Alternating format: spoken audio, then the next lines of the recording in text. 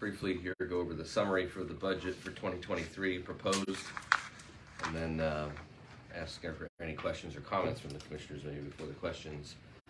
This is being put on the table for the required 20 days. It'll actually be about 21 or 22 days. We'll be back to formally approve this on December 22nd.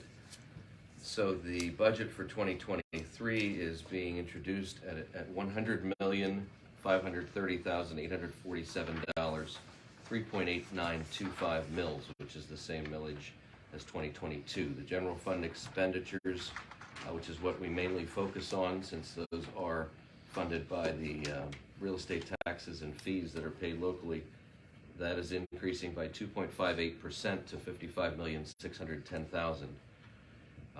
Again, same millage as last year, no millage increase being proposed.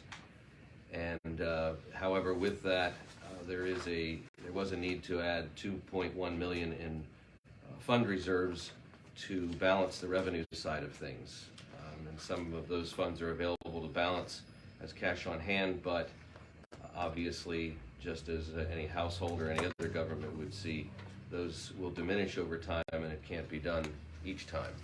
At some point that has to be made up. So revenues are decreasing slightly by 0.25%, or $150,000, which is relatively flat on revenues. Property values are still holding high, but residential construction is anticipated to slow down with the mortgage rate hikes, and that's going to impact our tax revenue fee, as well as building code fees and anything else relating to the building industry. We again, and this is something that was covered when Aaron Moyer from Children and Youth was in earlier this year, but we're once again facing an increase in the county support to children and youth, among some other agencies, but this one stands out a bit. It's $1.2 million increase in county support for children and youth services, and that's just seems a year after year increase in demand for juvenile and delinquent facility placements, and the steep inflationary cost of those due to workforce shortages that those facilities are having, just like everyone else is. If you recall Aaron being in here a few months ago, I think that some of those facilities, if they can find them, are approaching $1,000 a day placement, depending on the type of juvenile and the type of crime they've committed. So that just continues to go up, and there isn't much that the county can do about that, as they're court ordered and required, and the cost is what is, whatever we're presented with. This is something I talk about annually, it seems lately, the jail. 3 years ago, we entered into a prime care medical contract with Prime Care Medical for comprehensive health care services. That is up for renewal for 2023. We had initially hoped that there'd be a significant reduction, because the first time we contracted for that, we were at a population of over 400. With pandemic and other factors, we're down to around 270, 275. So fewer inmates, you would think, results in less cost. However, what they didn't anticipate, no one could, was having to deal with a pandemic throughout the last 2.5 years. Medical inflation is spiking at least 8% per year, and so they initially came back with a flat renewal, but we were able to actually negotiate at least a 1% reduction of about $35,000 for 2023, even in the face of that inflation.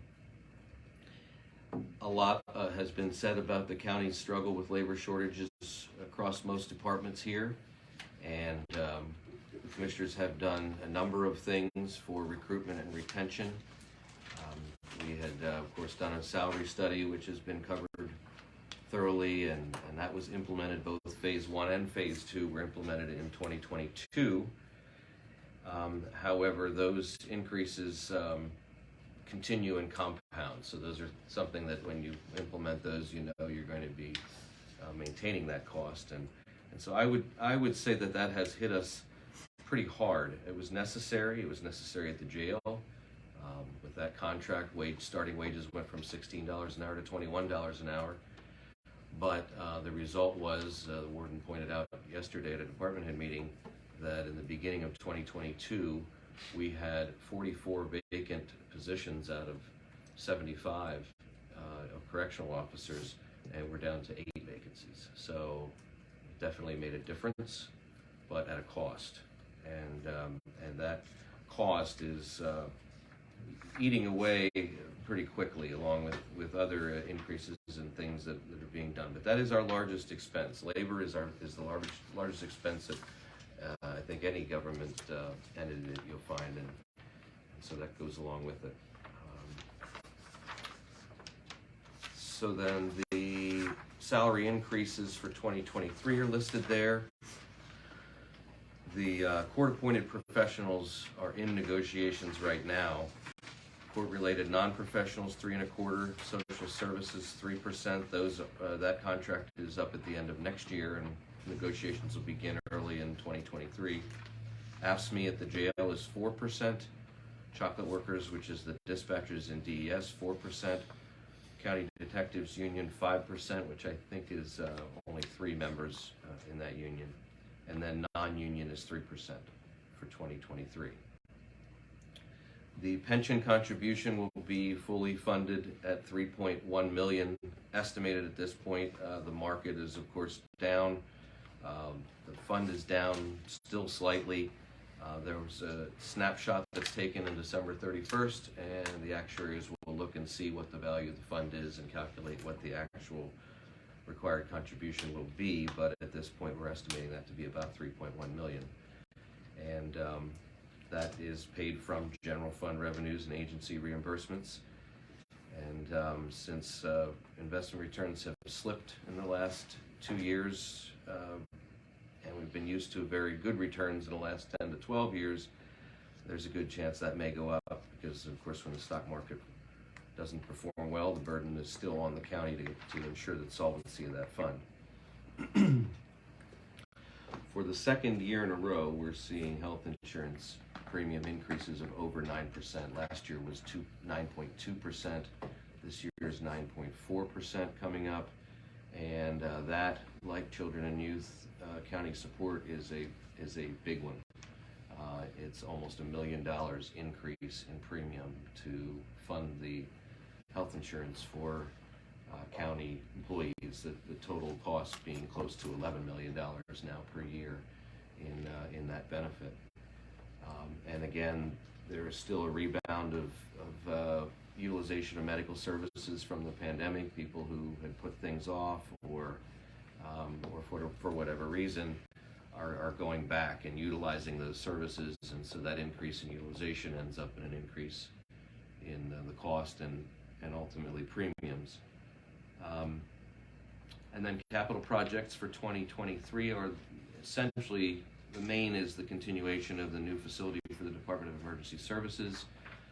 We are still on schedule and very, very close to on budget. I think at this point, out of a $40 million project, we're about $200,000 over. Those change orders have gone through here in the last several months, but and what did you allow for the? Just to let them know. We have about $1.5 million in contingency for overages based on as a percentage. So yeah, we're doing well there. Hopefully that continues. Don't jinx it by saying so. Some of the riskier or chance for overages, I think we're past, which is the excavation. You know, if you hit rock, that can be something expensive, but we're past that. The steel is up, the building is up. It's powered enough at this point. It's not completely wired and so on, but it's powered for lights and for work inside, and so they're working right now on closing up the envelope. And so the costs from here on out are pretty predictable versus the things that you deal with when you're just coming out of the ground.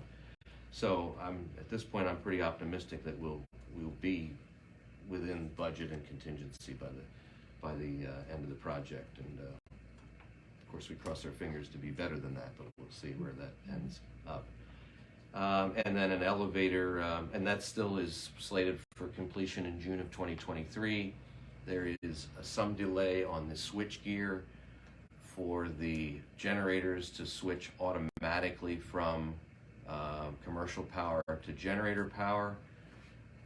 We don't believe that that'll keep us from operating and opening. It will just have to be, there'll have to be some contingency made or some other workaround to be able to switch over to generator on a moment's notice before that switch gear arrives. That is so far the biggest supply issue we've run into. The switch gear is just way back ordered. At this point, the estimate is August, and we have completion in June, so we will have to find an alternative for that for a couple of months. And then an elevator in here in the courthouse is being replaced. It's at the east end of the building, which is primarily used for the sheriff's department to ferry the inmates and defendants up and down to the courtroom, and sometimes used by the judges. So that is original equipment to this building, so it's time. We did the two main elevators here a couple of years ago and knew that this one was going to be next, so that's being replaced. One of the things that we did start out with a pretty significant deficit. I would say more than I anticipated. We started off with actually a $6 million deficit at the beginning of this process, and in the beginning of November or end of October. One of the most significant reductions we were able to make, but as many of the reductions we've made over the last few years, you can only make them once, and that being budgeting for a predicted amount of vacancy in positions. So in the past, the county, like most counties, budgeted for full employment, so 100% of positions filled, 100% of benefits utilized, and so on. Obviously, in the last 2 years, with the workforce shortages that have been happening and the great resignation, as it's been called, we've had a lot of vacancy. We still have a lot of vacancy in some places. But even when we're not in that kind of a atmosphere or environment, we still have vacancy. And we looked at the last 4 years to see what's a realistic number to budget for pre-pandemic, during pandemic, and so on. And we believe there's always about an 8% vacancy in some of the larger departments. Obviously, we have 1 and 2 person departments, and they're either, Veterans Affairs, they use that example. They're either 100% employed or zero, as one person. So we don't use those. Those are, you kind of move the outliers and focus on things like the jail, DES, some of the social services. So by doing that and essentially budgeting at 92% expected employment, we saved almost $2 million when you include the benefits, the FICA, Social Security, and those sorts of things. So it's not cutting positions, it's just being realistic about how many positions are going to be filled. If for some reason employment spikes and we're at 94% employment, well, that will just simply impact the budget. But we're pretty confident that 8% is a good number, having looked at it. So with that, I'll turn it over to the commissioners to make any comments, and then we'll need a motion eventually to introduce the budget at this millage and place it on display for 20 days. Okay. Just like to thank Jamie and the team that really put this together. Angel from Controller's Office, Sally and Bob were here on board, and also HR, working through the vacancy rate issues and so on, trying to get those, squeeze every way we could to get that number down. But it was the department heads. I will say that you see them coming in here, and the quality of the people that we have, and that's something that I mentioned yesterday at the department head meeting, that we have such a strong department head array. We have 40 departments, and they're just the best people that we could hope for, and they have good people under them. But they were very engaged. This was the first time we came back now, in person, with the give and take in person. negotiating with each department. So that was a good experience, and they were all, on board to try to get us to the number that we could without sacrificing service to our constituents and the quality of the service. So anyway, I want to thank everyone that was involved, and I think we ended up where we the best we could under another tough year. So Yeah, one thing, if I could just add, I forgot to touch on this, but the last year was a millage increase. Typically, after a millage increase, there are a number of years where it's I don't want to necessarily call it a breathe easy year, but I'll say that where the pressure is not as great on expenses versus revenue. After the millage increase last year, which was really a close increase, that was tight. It got us balanced, but it didn't get us far beyond balanced. In other words, there was no excess in it. And with the way the economy has been and what we're facing possibly here in the future and the workforce and so on, that gap between revenues and expenses has accelerated, has closed much tighter. And as you can see, we have $2 million of assigned cash on hand that we're using to balance the budget. So it was a bit of an eye-opener for me and surprise. You don't know what all of the numbers are going to be until everything's submitted by the departments and so on. And when that was presented, it put me on my heels for a couple of weeks. So sorry to interrupt you guys. Go ahead. The cost of business for all of us is going up. Phil, I'm sure you can attest to the YMCA. So you're facing the same kinds of challenges. Everybody, any type of organization, for-profit, non-profit, government sector, are all facing it. And labor costs are going up, and we've made a significant investment. I think we're better off. I think they're smart investments, so we can compete more effectively, but we're continuing to face many challenges. I'd just like to again thank all of our department heads for their cooperation in raising fees where they can, or finding places where they can save. They have just been so cooperative, and it is a team effort. Without their input, because they're in those trenches day to day, we could not have balanced this budget. Even though Jamie's at the helm, it took a full complement of our department heads to make it happen. And I want to make sure that everyone is included in those things. And just as a highlight, for the years I've been here, probably the most asked question I have gotten is, can we get dental? And I know it's a tough economic year, but we're also trying to make sure we have employee retention. And we were able, for the first time now, to offer our employees dental insurance. It's just for the employee. They can purchase for the family, but this is huge. We've actually had people mention it when they leave, that why don't we have dental insurance? I'm leaving for dental. I can't afford not to have dental insurance. So this is something new for the employees, again, as a retention tool. And our HR department was instrumental in getting really good quotes, and they came back and they got it down even lower, and it's something like $9 an individual for a 2-week period. So they really got the price down to where we could work it into this budget, and so we thank everyone who helped with that, and I'm happy for the employees because I know this is something they've been looking forward to. I did forget one person when I was mentioning Angel and Jamie and so on. President Judge Tylwalk.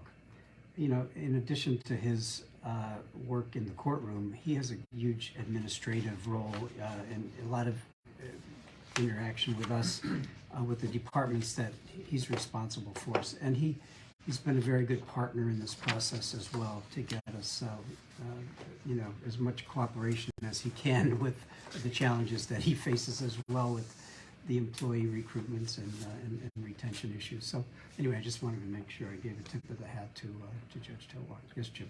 Yes. Speaking of the court system, I had a conversation with Judge Tylwalk about indigent representation in the court system, and it looks like there's a possibility that rate that attorneys are paid will probably increase next year, based on his conversations.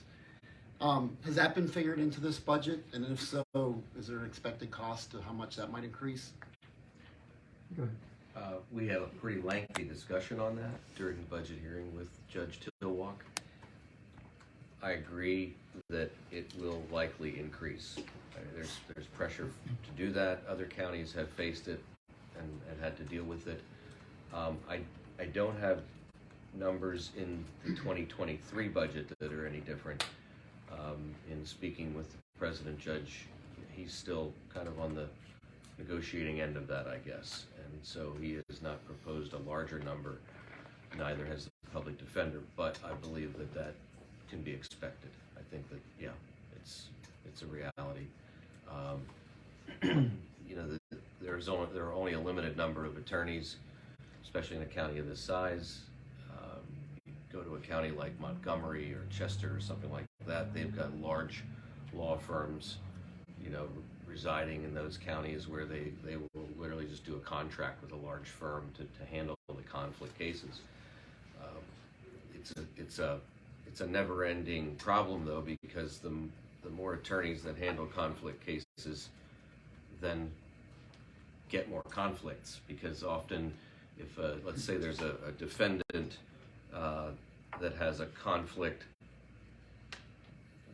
with the co-defendant, you've got, you know, in the future they may have committed a crime with another co-defendant who was represented before, and it just becomes where the pool diminishes and gets smaller that the court and the public defender are able to utilize. So that's part of the problem.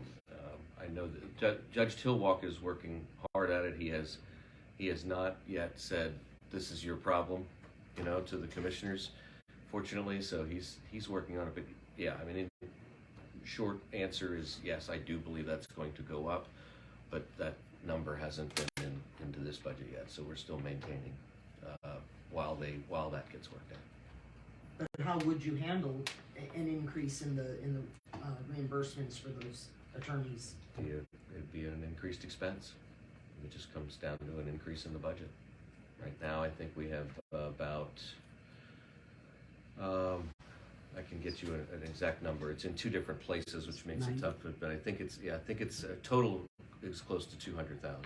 It's in two different places. It's in the courts and in the public defender's budget right now. And, you know, that's based on, I think, a flat fee depending on the type of case that an attorney is handling. Sometimes they spend 2 hours, sometimes they spend 2 days on the case, but the judge is paying a flat fee right now.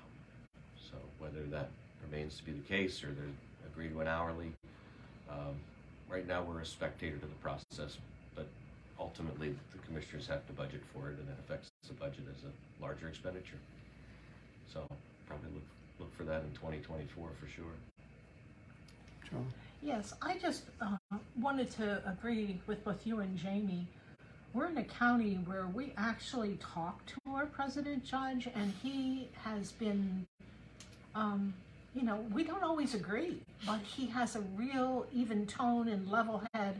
And in the end, we do what's best for our constituents, our joint constituents. And so while he's not a voting member in this budget, he has really worked with us to make it come to fruition. And you know, Judge Tylwalk is behind the scenes and doesn't get any credit most times, but he really deserves credit for being a team player for the county of Lebanon. Yes? Couple of things. How is your health insurance funded? Is it self-funded or do you have a carrier? We have a carrier. We belong to a pool, though, of counties. So our buying power is better because we're in with about 25 other counties in Pennsylvania, in the Pennsylvania County Health Insurance pool. Consortium, yeah. Yeah. So, but it's the carriers are the blues, you know. So we just the pool negotiates with the carriers, and they have others. It's Geisinger is one for the northern counties, and yeah, I can't remember the acronym for the one out of Pittsburgh, but UPMC.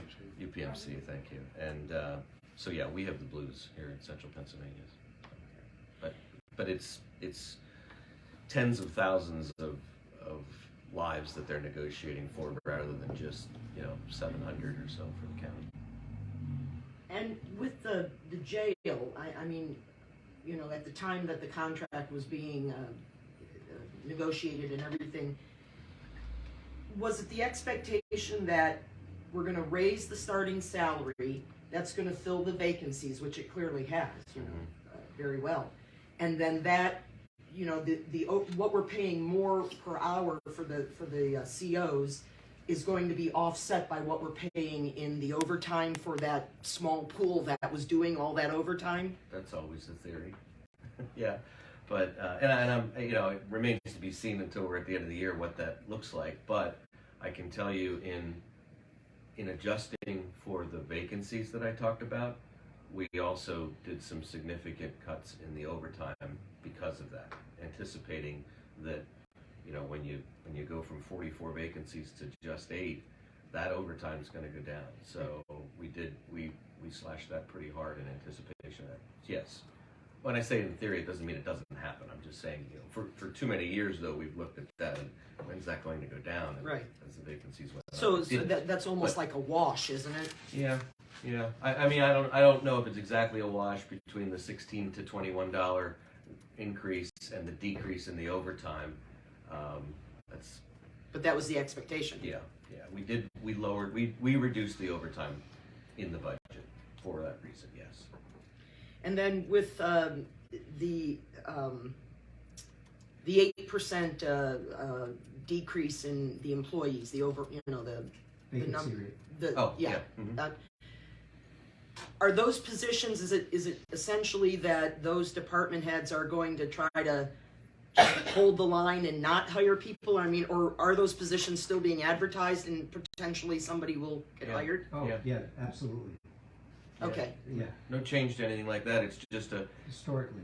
it's just historically you just always an organization of this size, when you have 700 positions, you're never at 700 filled, and so it's just factoring in an expected amount of vacancy. There's no hiring freeze. There's no slowdown. Many are struggling. Just But if all of a sudden the Great Resignation turned into the Right. Great Employment, Yep. that would send you back into deficit then, essentially. Yep. That's why. To that extent. Yeah. And it would also maybe reduce more overtime too, so. True. Yeah. I mean But that's. believe me, if that would happen, we've been 100 positions down during this past year. So for me to hear 8%, when that was the number that came back, I was kind of surprised that it wasn't higher.